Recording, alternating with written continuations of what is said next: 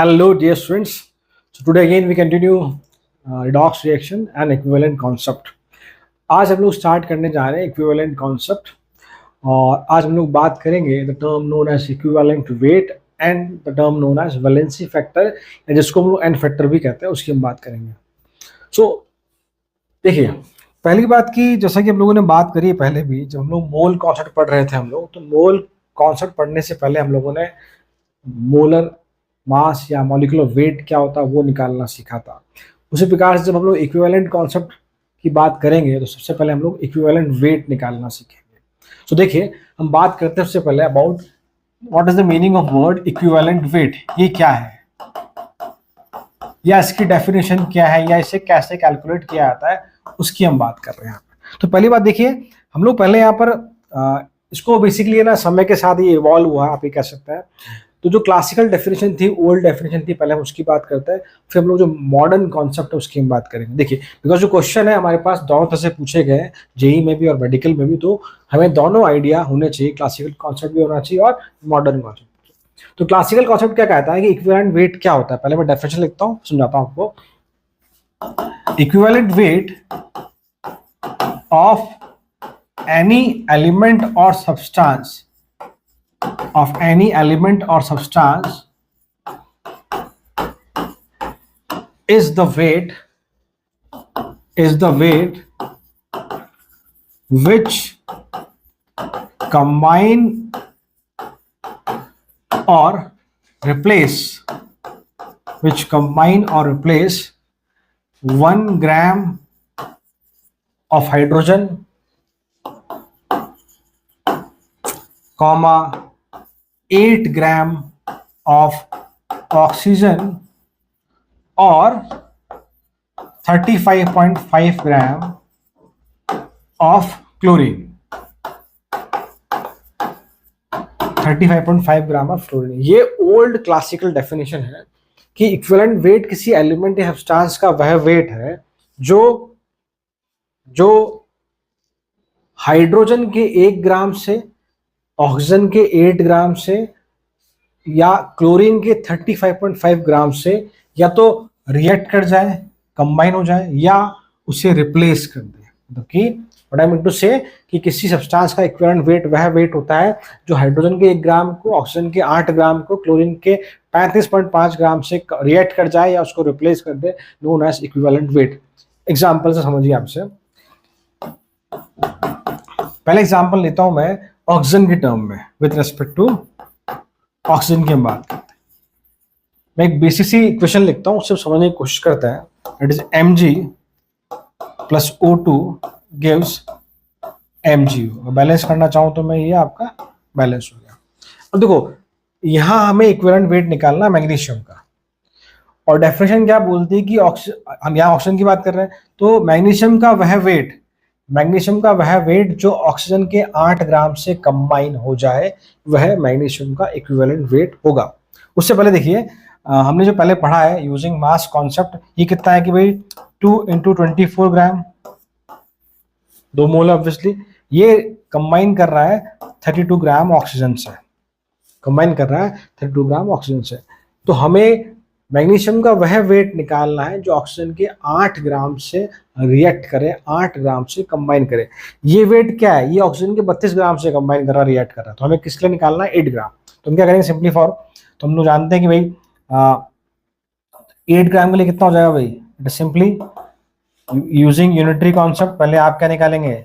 आप पहले 1 ग्राम का निकालेंगे, फिर उसको 8 से मल्टीप्लाई कर देंगे. ये करेंगे आप. इट इज सिंपली व्हाट 4 और ये 2 और आपका 12 ग्राम. तो इट इज व्हाट कि equivalent weight of magnesium is what 12. Equivalent weight of magnesium is what 12. Getting my point? क्या दिखा हमने बेटा? रिएक्शन से हमने देखा कि ये 48 ग्राम ऑक्सीजन के 32 ग्राम से कंबाइन हो रहा है. हमें मैग्नीशियम का वह वेट निकालना है जो ऑक्सीजन के 8 ग्राम से रिएक्ट करे, कंबाइन हो. That is what 12. So equivalent weight of magnesium is what 12. Getting my point? This is the old definition. मैं एक एग्जांपल लेता हूं विद रिस्पेक्ट टू हाइड्रोजन. एक बार आप थोड़ा सा उतार लीजिए, ठीक है? चलो देखो, सो सेकंड एग्जांपल मैं ले रहा हूं. With respect to hydrogen. तो फिर से मैं रिएक्शन लिखता हूं बेटा, zinc react with H2SO4 gives zinc sulfate along with hydrogen gas। तो अब क्या है, यहाँ बात हाइड्रोजन की हुई है, हमें इक्विवेलेंट वेट इसका निकालना है। We have to find the equivalent weight of zinc. तो देखो यहाँ पर कितना है 65.4 ग्राम, हम जानते हैं इसके बारे में 1 मोल, और ये हाइड्रोजन कितना आपका 2 ग्राम। इसका मतलब क्या है कि यहाँ पर हम देख पा रहे हैं कि हमें जिंक का वह वेट निकालना है जो हाइड्रोजन के 1 ग्राम को डिस्प्लेस करे, 1 ग्राम को रिप्लेस करे। हम देख पा रहे हैं कि यहाँ पर 2 ग्राम के लिए कितना चाहिए, 65.5 ग्राम चाहिए। तो ऑब्वियसली 1 ग्राम के लिए कितना चाहिए होगा, फॉर 1 ग्राम ये सिंपली मैं नीचे लेता हूँ, फॉर 1 ग्राम सिंपली से it is what 65.4 by, yes और नो। ये बात किसकी होगी, 1 ग्राम की। इक्विवेलेंट वेट कितना जाएगा 65.4 बाय, क्लियर। तो यहाँ हमने क्या वर्ड यूज किया कि जिंक ने हाइड्रोजन के equivalent weight of zinc is what, कि जिंक जो हाइड्रोजन के 1 ग्राम को रिप्लेस कर सके। यहाँ मैंने वर्ड कंबाइन यूज नहीं किया, बिकॉज आप देखेंगे it is a displacement reaction, clear. एक एग्जांपल लेते हैं हम लोग with respect to what we say chlorine, with respect to chlorine. तो देखो भाई हम रिएक्शन लिखे, aluminium react with chlorine, it gives you AlCl3। थोड़ा सा बैलेंस करें बेटा, तो यहाँ 2 लगा दूं अगर मैं, वो आपका 2 यहाँ लगेगा और 3 यहाँ, हो गया बैलेंस। अब देखो क्या डेफिनेशन है, मुझे एल्यूमिनियम का इक्विवेलेंट वेट निकालना है, इक्विवेलेंट वेट ऑफ एल्यूमिनियम निकालना है। तो क्या होगा, एल्यूमिनियम का वह वेट जो क्लोरीन के 35.5 ग्राम से कंबाइन हो, से रिएक्ट करे। तो यहाँ देखें by using the mass concept, it is 2 × 27 ग्राम, ये रिएक्ट कर रहा है आपका 3 × 71 ग्राम, Cl2 है तो 71 हो जाएगा। तो हमें क्या चाहिए 35.5 ग्राम के लिए चाहिए। So for 35.5 gram what we do, पहले यूनिटरी मेथड से क्या करेंगे, 2 × 27 बाय 3 × 71, ये 1 ग्राम का गया, हमें निकालना है 35.5 के लिए 35.5। तो इसको कैंसिल करेंगे, 2 बार जाएगा, ये 3 दूनी ये 2 कट जाएगा आपका, तो it is what 9 gram. What we say equivalent weight of aluminium is what 9 gram. I hope ये आपको आइडिया समझ में आया होगा, आई होप आपको ये कॉन्सेप्ट क्लियर हुआ कि हम कैसे कर रहे हैं। ये ओल्ड डेफिनेशन है, क्लासिकल कॉन्सेप्ट है, because this concept is limited to what hydrogen, oxygen and chlorine only.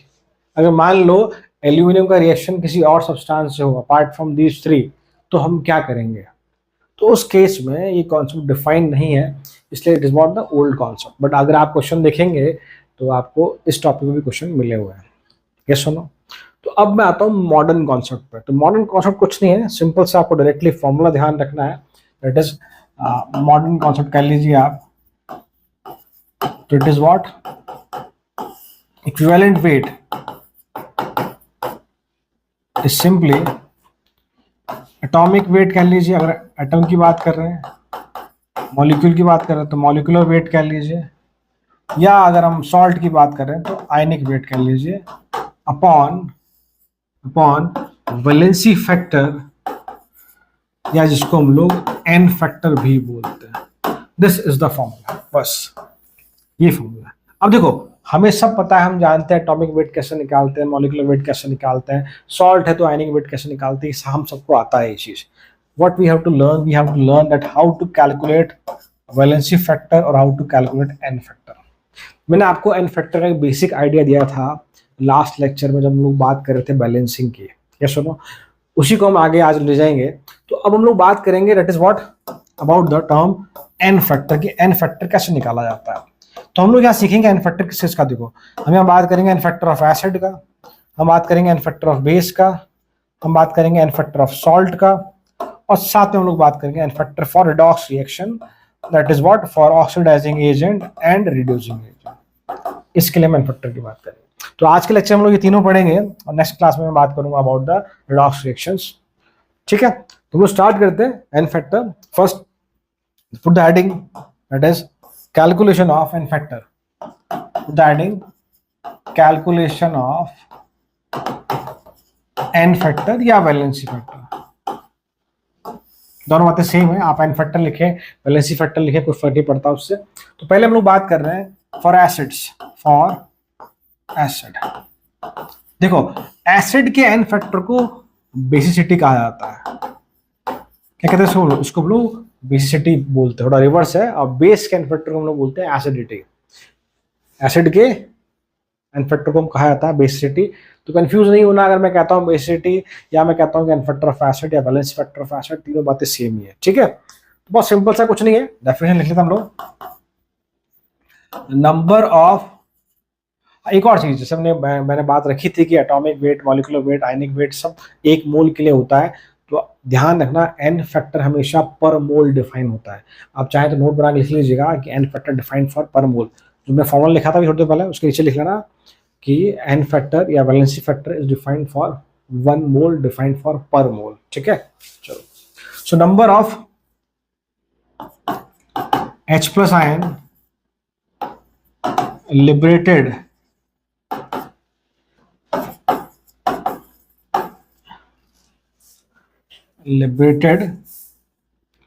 या रिप्लेसेबल फ्रॉम एन एसिड। मतलब कोई एसिड अगर है वो कितने H प्लस आयन दे सकता है या कितने H प्लस आयन वो, what I am saying, number of H plus ion liberated, कितने H प्लस आयन दे सकता है और उसमें से कितने H प्लस आयन रिप्लेसेबल है, किसी एसिड में से कितने H प्लस आयन रिप्लेसेबल है, उसे हम लोग बोलते हैं एन फैक्टर ऑफ एसिड, या उसे हम लोग बोलते हैं बेसिसिटी ऑफ एसिड। अभी जो मैंने वर्ड लिखा है रिप्लेसेबल, ये हम समझेंगे जब हम एग्जाम्पल देखेंगे रिएक्शन की फॉर्म में, आपको क्लियर होगा what is the meaning of replaceable. एक तरीका और भी है कि number of OH ion accepted by acid is also known as what? Basicity, also known as n factor of acid। ज्यादा कॉमनली काम में हमारा फर्स्ट वाला पार्ट आता है, बट हमें सेकंड वाला पार्ट भी ध्यान होना चाहिए। बहुत सिंपल सा हम एग्जांपल की बात करता हूँ, कुछ भी नहीं है। देखिए हम HCl की बात करें, अगर मैं ऐसे लिखता हूँ H प्लस Cl माइनस, तो सिंपली इसका बेसिसिटी कितना है? 1 है। ये एक H प्लस आयन दे सकता है सॉल्यूशन में, ये एक H प्लस आयन सॉल्यूशन में लिबरेट कर सकता है, सॉल्यूशन में दे सकता है, तो बेसिसिटी कितना है? 1। वहीं अगर इक्विवेलेंट वेट ऑफ HCl पूछा जाए तो क्या करोगे आप? उसका molecular weight by n factor या बेसिसिटी कितना है? 1। मतलब HCl के लिए इक्विवेलेंट वेट कहना और उसका मॉलिक्यूलर वेट कहना दोनों बातें सेम है, बिकॉज जब भी बेसिसिटी 1 होगा ऑब्वियसली नीचे आपका डिनोमिनेटर 1, तो ये दोनों आपके सेम हो जाएंगे। सिमिलरली अगर मैं लिखता हूँ H2SO4 के लिए इस प्रकार से कि it gives 2H plus ion with sulphate ion, तो H2SO4 में देख पा रहे हैं कि सॉल्यूशन में 2 H प्लस आयन लिबरेट कर रहा है, तो ऑब्वियसली इसका बेसिसिटी कह लीजिए आप या एन फैक्टर कह लीजिए कितना है? 2 है। सो अगर मैं इक्विवेलेंट वेट ऑफ H2SO4 की यहाँ बात करूँ इस रिएक्शन में, तो it is what? Molecular weight bye 2, that is an factor या बेसिसिटी। क्लियर? क्लियर? मैं कुछ एग्जांपल और लेता हूं। देखो H3PO4 की हम बात करें, अगर मैं ऐसे लिखता हूं रिएक्शन की फॉर्म में 3H plus and phosphate PO4 minus 3, और इसी फैमिली के H3PO3 अगर मैं लिखता हूं 2H प्लस PO3 माइनस 2, और एक मैं लिखता हूं H3PO2 that is H plus and what we say PO2 minus. ठीक है, तो यहां आप देखिए बेसिसिटी, यहां देखिए बेसिसिटी और यहां देखिए बेसिसिटी, ये तीनों ही हमारे काफी इंपॉर्टेंट केस बन जाता है। अभी हम बात करेंगे क्यों ऐसा क्यों हो रहा है। दिखने में लग रहा है कि तीनों के पास 3 H है, तो हमने देखा कि ये 3 H प्लस दे पाता है, ये वाला 2 ही H प्लस दे पाता है, और H3PO2 आपका एक ही H प्लस दे पाता है। दिखने में लग रहा है तीनों के पास 3 H है, तो उसके हिसाब से अगर मैं बेसिसिटी निकालूं तो इसकी बेसिसिटी कितनी है? 3 आपकी, और इसकी कितनी आपकी? 2, इसकी आपकी 1। इक्विवेलेंट वेट निकालेंगे तो क्या आ जाएगा भाई? इसका इक्विवेलेंट वेट हमारा जाएगा molecular weight bye 3, molecular weight bye 2, molecular weight bye 1। तो आगे लिख रहा हूं मैं, equivalent weight of H3PO4 is what? Simply molecular weight by 3. Equivalent weight of H3PO3 is what? Molecular weight by 2. And the last one, equivalent weight of H3PO2 is what? Molecular weight by 1. Clear? Yes or no? Yes or no? तो याद करने का तरीका simple सा है. एक तरीका तो ये है, फिर मैं आपको स्ट्रक्चर से भी समझाऊंगा ऐसा क्यों हो रहा है. 4 ऑक्सीजन है, 1 कम कर लो 3 हाइड्रोजन देगा. 3 ऑक्सीजन है, 1 कम कर लो 2 हाइड्रोजन देगा. हाइड्रोजन से मतलब मेरा H प्लस आयन. 2 ऑक्सीजन है, 1 कम कर लो 1 H प्लस देगा. ये तो याद करने का तरीका हो गया. ठीक है. तो अब देखो एक्चुअली क्या है कि कहीं बार ऐसे कुछ कंपाउंड, जैसे कि ये तीनों इंपॉर्टेंट है, मैंने लिखवा दिया आपको, तो यहाँ दिखने में अलग लग रहा है कि ये 3 H प्लस दे सकता है, ये भी 3 और ये भी 3, बट नहीं, अलग अलग केसेस हैं यहाँ पर. तो बेसिसिटी तीनों की अलग अलग. एक बात तो आ गई. अब हम आते हैं स्ट्रक्चर में कि वो ऐसा क्यों हो रहा है, व्हाई दिस विल हैपन. तो बहुत सिंपल सा लॉजिक है, कुछ भी नहीं है इसमें, कि जो हाइड्रोजन एसिडिक होता है वो इजीली लिबरेट हो जाता है. हाइड्रोजन एसिडिक क्या, उसकी हम बात करते हैं. देखो उससे पहले अगर मैं इन तीनों का स्ट्रक्चर बनाऊं, थोड़ा सा ऊपर ले लेता हूं मैं. देखो पहले बात करूं H3PO4 की. H3PO3 और H3PO2. बहुत सिंपल सा है, स्ट्रक्चर बनाना ही बहुत सिंपल है. पर पहले आप बनाओ P डबल बॉन्ड हो तीनों में. P डबल बॉन्ड हो. ठीक है. अब देखो कितने O कितने H बच रहे हैं. अब 3 H 3 O बच रहे हैं, तो 3 पेयर बन जाएंगे. ये OH, ये OH और ये OH. ठीक है. बात समझ में आई. यहां बात करें, एक O खर्च हो गया तो 3 H और 2 O बच रहे हैं. 3 H 2 O बच रहे हैं, तो 2 पेयर बन जाएंगे. OH OH और एक आपका H अकेला रहेगा. ठीक है. सिमिलरली यहाँ पे देखेंगे, एक ऑक्सीजन खर्च होगा तो एक ही पेयर बनेगा, बाकी 2 H आपके अकेले रहेंगे. जो हाइड्रोजन ऑक्सीजन से जुड़ा है उसे हम लोग बोलते हैं एसिडिक हाइड्रोजन. उसे हम लोग बोलते हैं acidic hydrogen. Basically 16th group और 17th ग्रुप के जो एलिमेंट हैं, जब उनसे हाइड्रोजन कंबाइन होता है वो आपका एसिडिक हाइड्रोजन कहलाता है. 16th ग्रुप 17th ग्रुप, ये हम जनरलाइज वे में कह सकते हैं. अब इसके बाद सुनिए व्हाई. एक्चुअली ऑक्सीजन और हाइड्रोजन में इलेक्ट्रोनेगेटिविटी का डिफरेंस बहुत ज़्यादा है. उसकी वजह से हमें पता है कि हाइड्रोजन के जो शेड पेयर ऑफ इलेक्ट्रॉन है वो ऑक्सीजन अपनी तरफ खींचता है. Oxygen is what, is the second most electronegative element after fluorine. तो चूंकि share pair of electron oxygen की तरफ खींचता है तो ये बॉन्ड वीक हो जाता है, इसलिए ये वाला H आपका लिबरेट हो जाता है. इट मीन्स कि हम कह सकते हैं कि यहाँ पर इस वाले केस में आपका ये वाला H भी निकल सकता है, ये H भी निकल सकता है, ये H भी निकल सकता है. तो यहाँ पर N फैक्टर 3 आपका पॉसिबल है, जो मैंने अभी आपको ऊपर वाले केस में करके बताया. तो यहाँ पर आप देखेंगे तो 2 ही एसिडिक हाइड्रोजन है, तो इसलिए यहाँ पे N फैक्टर या वैलेंस फैक्टर हमारा 2 ही आ रहा है. और यहाँ हम देखेंगे तो आपका N फैक्टर या वैलेंस फैक्टर कितना आएगा, 1, बिकॉज इसके पास एक ही एसिडिक हाइड्रोजन है. Getting my point. तो हर एक चीज का कोई ना कोई रीजन होता है, ऐसा ही नहीं कि हमें हर चीज याद कर लेनी नहीं है. और हर एक स्ट्रक्चर को बनाने का पैटर्न भी है. मैंने आपको कुछ एग्जाम्पल पिछले लेक्चर्स में बताए थे जब लोग बात कर रहे थे कैलकुलेशन ऑफ ऑक्सीडेशन नंबर की. साथ ही मैंने कुछ एग्जाम्पल आपको और बताया. जैसे जैसे आपके एग्जाम्पल आगे आएंगे मैं आपको कोई ना कोई तरीका जरूर बताऊंगा कि स्ट्रक्चर को कैसे बनाया जाता है. क्लियर. तो आई होप आपको समझ में आया होगा कि why the N factor of H3PO4 is 3, इसका 2 और इसका 1 क्यों है. बिकॉज इनका जो राज है, इनकी जो कहानी है, ये इनके व्हाट वी से स्ट्रक्चर में छुपा हुआ है. यस और नो, यस और नो. चलो. और जब भी नॉन मेटल डायरेक्टली ऑक्सीजन से बॉन्डेड होता है, जब भी नॉन मेटल डायरेक्टली ऑक्सीजन से बॉन्डेड होता है, they are known as oxy acids. चलो आगे की बात है, फिलहाल आप सूट लो. ठीक है. मैं कुछ एग्जांपल और देखता हूँ, ना. ठीक है बेटा. तो एक पॉइंट लिखेंगे हम लोग नोट बना के, that is depend on number of acidic hydrogen,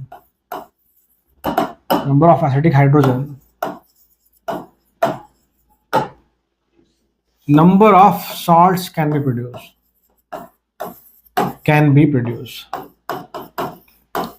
मतलब कि जितने ज्यादा एसिडिक हाइड्रोजन होंगे उतने तरह के आपके सॉल्ट बन सकते हैं. जैसे हम एग्जांपल लेते हैं H3PO4 का.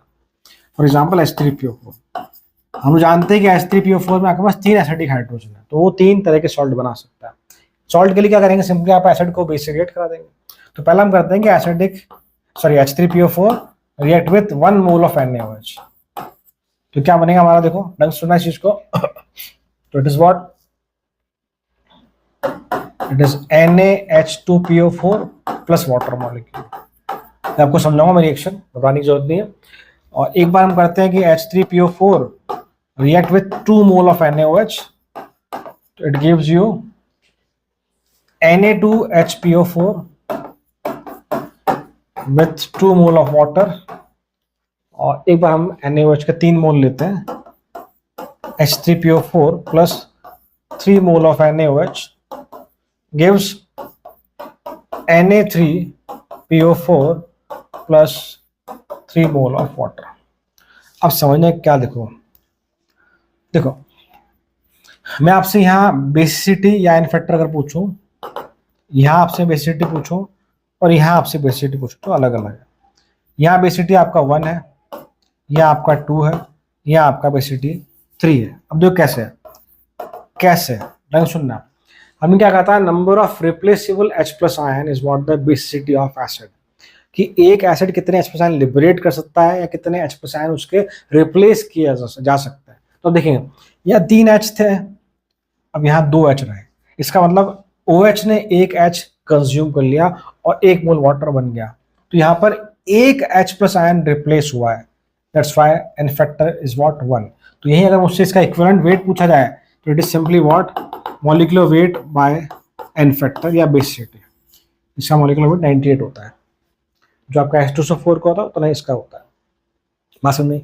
यहाँ देखिए H3PO4 है और इधर आप देखिए प्रोडक्ट साइड में Na2HPO4 का, मतलब 3 H की जगह अब एक ही H रह गया, मतलब कहीं ना कहीं इसके 2 H यहाँ 2 OH आयन ने कंज्यूम कर लिए और आपका 2 मोल ऑफ वाटर बन गया। तो यहाँ पर आप देखेंगे कि एन फैक्टर कितना है, 2 है, बेसिसिटी कितना है, 2 है, तो equivalent weight is what 98/2 that is 49। Yes और नो। यहाँ देखिए H3PO4 से क्या बना, Na3PO। हम जानते हैं भी सारे क्या, ये पता ना भाई, acid plus base gives what salt. तो मैंने ये तो कहा ऊपर कि भाई जितने नंबर ऑफ एसिडिक हाइड्रोजन होंगे उतने ही नंबर ऑफ पॉसिबल सॉल्ट बन सकते हैं। 3 हाइड्रोजन थे एसिडिक, तो 3 सॉल्ट बना दिए उसने। तो देखिए यहाँ पे H3PO4, यहाँ पे क्या Na3PO4, एक भी H नहीं दिख रहा, मतलब तीनों H क्या हो गए, रिप्लेस हो गए। तो एन फैक्टर कितना है, 3 है। What we say equivalent wait is what simply 98/3। So I hope ये पॉइंट समझ में आपको। तो इसलिए हम क्या कहते हैं कि इक्विवेलेंट वेट क्या वेरिएबल है, वो डिपेंड करता है कि आपकी रिएक्शन किस प्रकार की है। यहाँ इक्विवेलेंट वेट अलग है, यहाँ अलग है, यहाँ अलग है।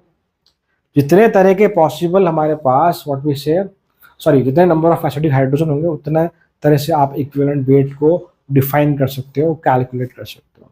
So what we say equivalent wait variable होता है, depend on the reaction, clear? Yes और नो। चलो सुतारो, मैं कुछ एग्जांपल और लिखता हूँ फटाफट से, ठीक है। मैं कुछ इंपॉर्टेंट पॉइंट लिखता हूँ, पहले देखिए आप लोग।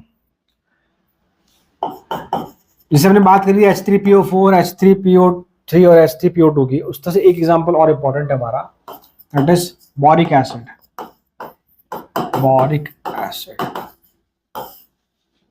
इसको ऐसे लिखा जाता है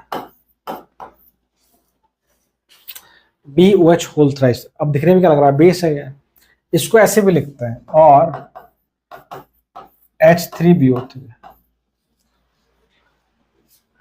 अब पहली बात तो ये बेस क्यों नहीं है, उसका बहुत सिंपल सा आंसर है। अगर आप देखेंगे कि यहाँ पर जो है non metal is bonded with OH दिखाया गया है, ये दिखाया ना। जब भी नॉन मेटल OH से बॉन्ड बनाता है या बॉन्डेड दिखाया जाता है, वो कभी भी आपका बेस नहीं हो सकता है। बेस के लिए हमेशा जो मेटल है वो OH से बॉन्डेड दिखाया जाता है। सिंपल सा एग्जांपल है आपका NaOH, तो ये आपका मेटल है। कैल्शियम हाइड्रोक्साइड, ये आपका Ca क्या है, मेटल है।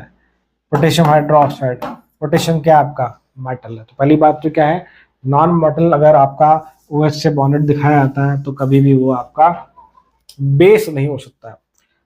ये एक तरह का बहरूपी आप ये भी कह सकते हैं। यहाँ सिर्फ क्या रिप्रेजेंट करने का तरीका है। एक एग्जाम्पल और लिखना चाहें, मान लो मैं कहूँ कि H2SO4 है, कई बार जब अच्छे क्वेश्चन पूछे जाते हैं तो इसको भी अलग तरह से लिख दिया जाता है। अब कैसे लिखते हैं अलग तरह से, देखो SOH2 और ये O2। अब देखो, अब ये क्या है, 2H, एक सल्फर और O4, तो ये क्या H2SO4 ही है। बट हम यहाँ देख पा रहे हैं फिर से कि क्या ये नॉन मेटल सल्फर जो है ये OH से बॉन्डेड दिखाया गया, तो ये बेस नहीं है, ये एसिड ही है, ये एसिड ही है। पहली बात तो ये क्लियर। अब दूसरी बात की हम बात करते हैं कि बोरिक एसिड की, तो इट इज व्हाट, अगर इसकी हम रिएक्शन करें, अगर मान लो वाटर के साथ, तो वाटर के पास जो लोन, एक्चुअल में ये बोरोन जो है ना, इसका ऑक्टेट इनकम्प्लीट है, इसके पास वेकेंट ऑर्बिटल है, इसके पास क्या है, वेकेंट ऑर्बिटल है। तो ये एक तरह से लुईस एसिड की तरह ऐड करता है, जैसे लुईस एसिड, ये आपका लुईस बेस है, ये इसको लोन पर दे देगा आपने, तो ये क्या बना देगा, तो ये आपका एक OH ले लेगा, तो ये आपका एक OH ले लेगा इस तरह से। तो मैंने क्या कहा था कि किसी एसिड के लिए हम क्या बोलते हैं, इन्फेक्टर या बेसिसिटी, कितने H+ वो लिबरेट कर सकता है, या number of replaceable H+ ion, या कितने OH वो एक्सेप्ट कर सकते हैं। हम देख पा रहे हैं इसने एक OH लिया, दैट्स व्हाई इसका जो इन्फेक्टर है, कह लीजिए आप वैलेंसी फैक्टर कह लीजिए आप, या बेसिसिटी कह लीजिए, वो कितना है, 1 है। कितना है वो, 1। तो इक्विवेलेंट वेट क्या हो जाएगा इसका, molecular weight bye 1। Clear, yes और नो, यस और नो, ठीक है। This is the first important point, ध्यान रखना है बोरिक एसिड के बारे में, कई बार इसमें क्वेश्चन पूछा गया अलग अलग एग्जाम्पल में, बहुत इंपॉर्टेंट। ये तो कोई एसिड की, इसके अलावा देखो बोरिक एसिड के अलावा या जो अपने एसिड पड़े हैं उसके अलावा भी बहुत सारे सब्सटेंस है जो एसिडिक नेचर के होते हैं, जैसे एसिडिक ऑक्साइड, आपके एसिडिक ऑक्साइड हो गए, कुछ आयंस भी आपके एसिडिक होते हैं, तो वो भी आपके बेस से रिएक्ट करते हैं, कुछ एसिडिक ऑक्साइड आयंस वो भी आपके बेस से रिएक्ट करते हैं, तो वहां भी हम लोग एन फैक्टर या वैलेंसी फैक्टर की बात कर सकते हैं, बेसिसिटी की बात कर सकते हैं। सो उतारो, फिर मैं उस वाले पार्ट को लिखता हूँ, ठीक बेटा, प्लीज। सेकेंड पॉइंट हम लिखेंगे, point number 2 is what, there are acidic oxides, acidic ions which can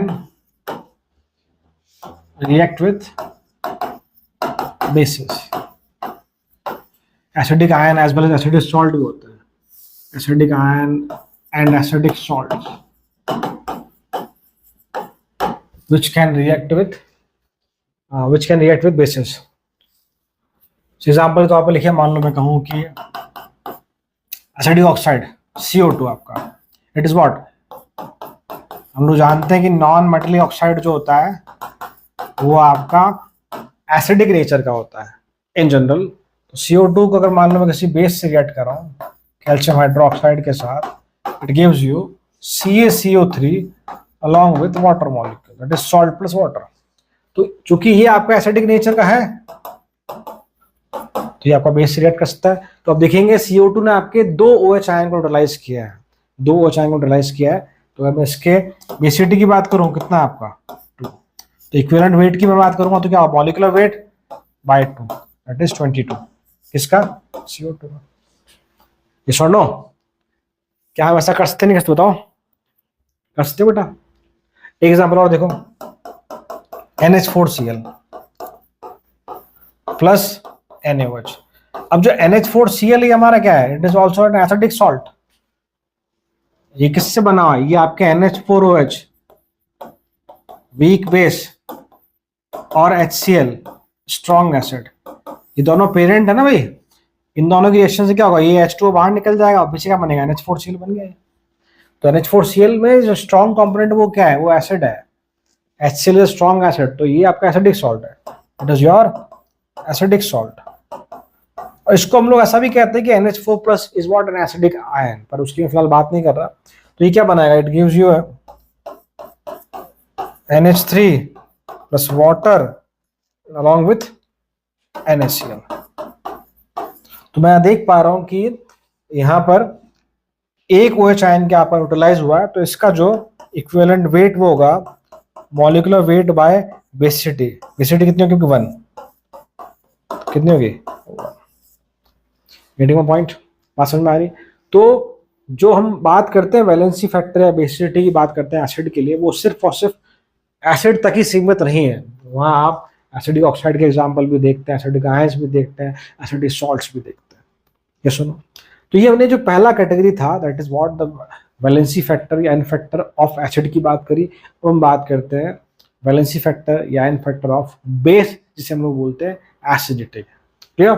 चलो, तो सेकंड वन देखिए, and is second one is what for base, sorry for base, इसको हम लोग बोलते हैं एसिडिटी। मतलब कि बेस के एन फैक्टर या बेस के वैलेंसी फैक्टर को एसिडिटी कहा जाता है। वो सिंपल सा डेफिनेशन है, जैसा हमने वहां कहा वही है, number of OH ion liberated replaced, sorry, replaceable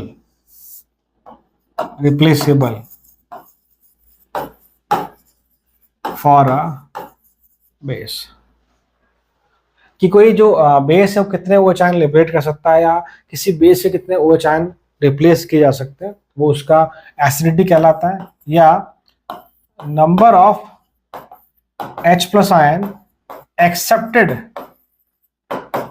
bye a base. ये सिंपल सा है, और सिंपल सिंपल एग्जांपल हमारे पास, यहाँ ज़्यादा कॉम्प्लिकेशन नहीं है। अगर NaOH की मैं बात करूँ, अगर मैं ऐसे लिखता हूँ that is Na+ and OH-, तो आप देखेंगे इसने एक OH आयन रिलीज किया है, तो इसका एसिडिटी कितना हो जाएगा 1। तो इक्विवेलेंट वेट ऑफ NaOH कितना हो जाएगा आपका बेटा, molecular weight bye 1। Clear? One more example, मान लो मैं कैल्शियम हाइड्रोक्साइड की बात करता हूँ, ऐसा लिखा जाए Ca+2 साथ में 2 OH आयन, तो इसने 2 OH आयन रिलीज किए, तो आप क्या कहेंगे, इसका एसिडिटी कितना है 2। Equivalent weight is what, molecular weight bye 2, equivalent weight of calcium hydroxide. तो हम जो ये लिख रहे हैं एसिडिटी 1, 2, इसको आप एन फैक्टर वैलेंसी फैक्टर भी कह सकते हैं, NaOH कैल्शियम हाइड्रोक्साइड का। एक और देखिए, मान लो हम एल्यूमिनियम हाइड्रोक्साइड की बात करें, ये भी आपका बेस है, it is what Al+3 plus 3 OH-, तो आपका एसिडिटी कितना बेटा 3, इक्विवेलेंट वेट कितना हो जाएगा M/3। तो जनरली बेस में दिक्कत नहीं आती, आप डायरेक्टली देख के बता सकते हैं उसके बाद इतने OH है उतने वो OH आयन लिबरेट कर सकता है, डायरेक्टली वही उसका बेसिसिटी हो जाता है। ये सुनो, अब सिमिलरली जैसे हमने वहां बात करी थी एसिडिक ऑक्साइड की, यहाँ आपके पास हम बात करेंगे बेसिक ऑक्साइड्स की। तो कहने का मतलब कि बेस के अलावा भी बहुत सारे बेसिक नेचर के सब्सटेंस हमारे पास, बेसिक ऑक्साइड्स है, कार्बोनेट्स है, बाइकार्बोनेट्स है। तो उसका मैं एग्जांपल और लिखता हूँ, इसको उतारिए फटाफट, क्विक। ठीक है, देखिए, तो एग्जांपल लिखता हूँ बेटा, इंपॉर्टेंट पॉइंट करके लिख लेना आप लोग कि भाई they are what we say basic oxide as well as we say carbonates, it is bicarbonates. ये जो भी है इन सबका नेचर भी क्या है, बेसिक है। तो ये भी आपके एसिड से रिएक्ट करते हैं, और यहाँ पे हम लोग एसिडिटी की बात कर सकते हैं। The common example we can say Na2O react with acid H2SO3 gives Na2SO3 plus water. तो अब यहाँ देखेंगे, ठीक है, ये आपका क्या है, this is what metallic oxide, this is what metallic oxide. हम लोग जानते हैं metallic oxide generally in general they are what basic in nature in general. तो ऐसा नहीं कि सारे के सारे आपके मेटालिक ऑक्साइड बेसिक नेचर के होते हैं, हाँ इन जनरल आप ये कह सकते हो। आगे जब हम लोग पढ़ेंगे एस ब्लॉक, वहाँ मैं आपको बात बताऊंगा इनके बारे में, ब्लॉक केमिस्ट्री में पढ़ेंगे हम लोग। तो हमने देखा कि भाई यहाँ पे सिंपली इसने आपके 2 H+ आयन क्या करें, एक्सेप्ट किया, आप ऐसा कह लीजिए, या न्यूट्रलाइज किया, बेटर वर्ड है। तो इसलिए इसका जो आपका एसिडिटी कितना हो जाएगा 2, या इक्विवेलेंट वेट की बात की जाएगी तो कितना हो जाएगा मॉलिक्यूलर वेट बाय 2। यस और नो? क्या हम ऐसा लिख सकते हैं? एग्जाम्पल हम लोग कार्बोनेट का लिखते हैं, तो कार्बोनेट मैं इसी का ले रहा हूं, Na2CO3 plus HCl gives NaCl plus CO2 plus water. ठीक है, तो फिर से आप देखिए, ये आपका क्या है, इट इज ए कार्बोनेट, और ये कार्बोनेट आपका बेसिक नेचर का है। तो आप देखेंगे कि भाई इसको मैं बैलेंस करूँगा इसको, तो ऑब्वियसली मुझे यहाँ पर 2HCl लगाना पड़ेगा, बिकॉज यहाँ पे 2 मोल ऑफ सॉरी यहाँ पे 2H2 बन रहा है। ठीक है, तो अभी आपका 2NaCl हो जाएगा। ठीक है, CO2 की बात करें हम लोग, क्लियर। तो कहने का मतलब क्या है, इसने भी आपके 2H+ आयन को यूटिलाइज किया है, तो इसका भी आपका एसिडिटी कितना हो जाएगा बेटा 2, और तो इक्विवेलेंट वेट कितना हो जाएगा आपका M/2। तो कहने का मतलब मेरा फिर से वही है बेटा कि हम लोग एसिड और बेस के अलावा भी जो सब्सटेंस एसिडिक है, जो सब्सटेंस बेसिक है, उनके एन फैक्टर, उनके वैलेंसी फैक्टर, उनकी एसिडिटी, उनकी बेसिसिटी की हम लोग बात कर सकते हैं। तो ये हमने बात करी second case, that is for the basis. अब लोग बात करते हैं फॉर सॉल्ट्स। उतारिए प्लीज को फटाफट से एक बार आप। So the third case is what, for salts और ion. Third one for salts या आयंस। तो पहले मैं अगर इक्विवेलेंट वेट ऑफ आयंस की अगर बात करूं तो क्या होगा आपका आयनिक वेट अपॉन चार्ज। सिंपल सा कुछ भी नहीं है। जैसे हम बात करें, मान लो मुझे इक्विवेलेंट वेट अगर निकालना है Mg+2 का, तो मैग्नीशियम का जो भी वेट है कितना है आपका 24/2, चार्ज कितना है +2, दैट इज 12। चार्ज का हमें सिर्फ मैग्नीट्यूड चाहिए, हमें साइंस से मतलब नहीं है। तो याद करो जो मैंने फर्स्ट क्वेश्चन बताया था आपको, फर्स्ट क्वेश्चन क्लासिकल डेफिनेशन से, जहां मैंने कहा था कि मैं मैग्नीशियम का इक्विवेलेंट वेट निकाला था, वो 12 आया था, तो डायरेक्ट लिखते उसको। तो एक वो तरीका था, ये तरीका आपका। ऐसे मान लो मुझे इक्विवेलेंट वेट निकालना है एल्यूमिनियम का, Al+3 आयन का, तो आप क्या करेंगे, सिंपली 27 इसका आयनिक वेट अपॉन 3, दैट इज 9। ये भी आपको मैंने वहां बताया था क्लासिकल डेफिनेशन में, थर्ड एग्जाम्पल। Getting point. तो इस तरह से आप किसी भी आयन का इक्विवेलेंट वेट निकाल सकते हैं। अब बात करते हैं equivalent weight of salts. Simply कुछ नहीं है, फिर से आपका मॉलिक्यूलर वेट अपॉन टोटल, सुना, टोटल पॉजिटिव या नेगेटिव चार्ज, टोटल पॉजिटिव या नेगेटिव चार्ज, टोटल पॉजिटिव और नेगेटिव चार्ज। कुछ नहीं, बहुत सिंपल सा है। ऊपर तो ही आपका मॉलिक्यूलर वेट, पीछे आप देखें सॉल्ट में टोटल पॉजिटिव चार्ज कितना है, या तो वो काउंट कर ले, मैग्नीट्यूड लेना है हमें, या टोटल नेगेटिव चार्ज करना है वो काउंट कर ले, मैग्नीट्यूड लेना है हमें, साइंस से कोई मतलब नहीं। फॉर एग्जाम्पल मान लीजिए हमारे पास टाइप ऑफ सॉल्ट की हम बात करें, मान लो AB टाइप का सॉल्ट है, सिंपली क्या होगा ये A+B-, तो इक्विवेलेंट वेट क्या आ जाएगा इसका, मॉलिक्यूलर वेट बाय 1 क्यों भाई, आप देख लो पॉजिटिव चार्ज भी +1 है, नेगेटिव चार्ज भी -1 है, हमें कोई एक काउंट करना है। A2B टाइप का अगर है तो कैसे टूटेगा ये, 2A+ + B-2, तो इक्विवेलेंट वेट कितना आ जाएगा आपका M/2। यस और नो, देखो आप पॉजिटिव चार्ज कितना 2 × +1 +2 और -2, तो 2 आ गया। अगर मान लो इस तरह का है AB3 टाइप का सॉल्ट अगर है, तो क्या करेंगे हम लोग, A+3 + 3B-1, तो पॉजिटिव चार्ज कितना +3, नेगेटिव चार्ज कितना है 3 × -1 -3, तो इक्विवेलेंट वेट कितना आ जाएगा आपका molecular weight by total positive या टोटल नेगेटिव चार्ज।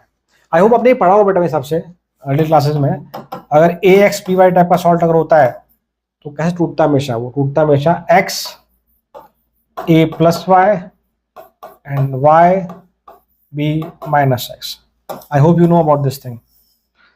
और जो आपका यहाँ एन फैक्टर जो आएगा वो कितना आएगा, या तो वो X × Y आएगा या Y × X, मतलब X × Y आएगा, ऑब्वियसली बात है। सुनो देख लो, यहां देखो 1 × 3 3, 3 × 1 3, सॉल्ट के लिए हम कह सकते हैं सर। तो मैं एग्जांपल और लिखता हूं, देखो ठीक है, मैं यहाँ लेता हूँ हूँ। जैसे मान लो हम एग्जांपल लेते हैं Al2SO4 होल थ्राइस का, एल्यूमिनियम सल्फेट का। जैसे मान लो Al2SO4 होल थ्राइस, तो कैसे टूटेगा बेटा, ये 2 आगे आ जाएगा, 2Al, ये वाला इसकी जाएगी वैलेंसी में। क्या होता है बेटा, ये जो x है ये b की वैलेंसी बनता है और y क्या है, a की वैलेंसी बनता है, ठीक है। बाकी जो नीचे है ये आपके आगे आ जाएंगे रेस्पेक्टिव एलिमेंट के साथ साथ। ये हमारा आ जाएगा व्हाट वी से -2। अब देखिए net positive charge 2 into +3 6, net negative charge 3 into -2 6। तो पॉजिटिव चार्ज भी 6 है, नेगेटिव चार्ज भी 6 है, बिकॉज ये आपका न्यूट्रल है। तो simply we can say equivalent weight of Al2SO4 is what, molecular weight by 6। अगर मैं इसका मॉलिक्यूलर वेट निकालूं तो एल्यूमिनियम 27 इंटू 2, ये आपका 54, सल्फर आपका 32 और वो आपका 64, 342 बाय 6। तो ये हमारा आ जाएगा 5 7, आई थिंक इतना आना चाहिए सबसे।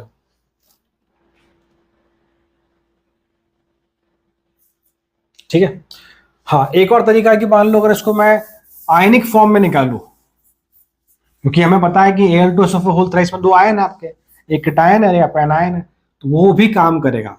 It is equivalent weight of Al2SO4 whole thrice is what, equivalent weight of Al plus 3 ion and equivalent weight of SO4 minus 2। यहाँ भी बात सेम आनी चाहिए।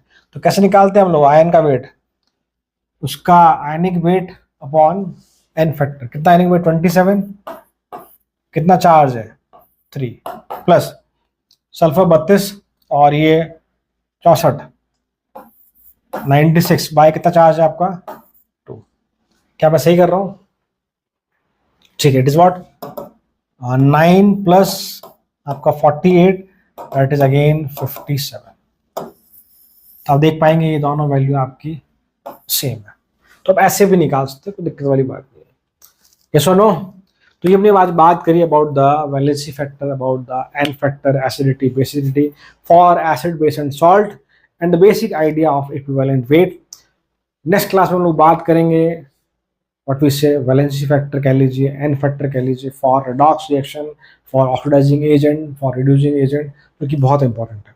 मैं आपको कुछ इंपॉर्टेंट ट्रिक्स भी बताऊंगा जिससे हम लोग डायरेक्टली भी याद करेंगे। सो आज के लेक्चर में इतना ही, मिलते हैं नेक्स्ट वीडियो में। Till then, thank you so much.